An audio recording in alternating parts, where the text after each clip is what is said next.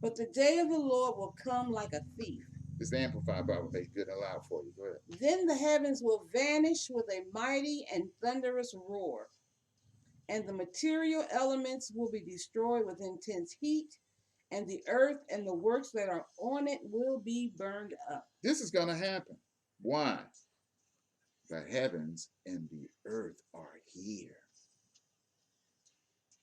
The same word that gave you the heavens and the earth that you go out and see every day is the same word that has decreed that heavens and the earth to have this happen to it. Therefore, it's a slam dunk. Mm-hmm. It's going to happen. Verse 11. Read your version.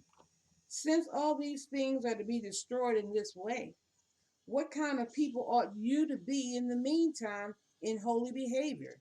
That is, in a pattern of daily life that sets you apart as a believer, and in godliness, displaying profound reverence toward our awesome God, Yeah.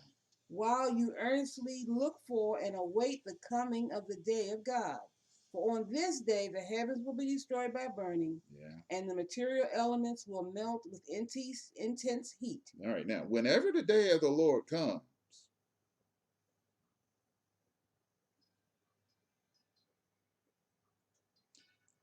that day should not matter to you.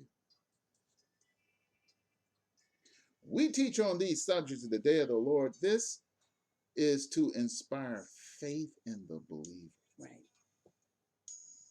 Not fear. Not fear, not date settings. You know, the Lord's going to come in, whatever date or whatever day. Look, no.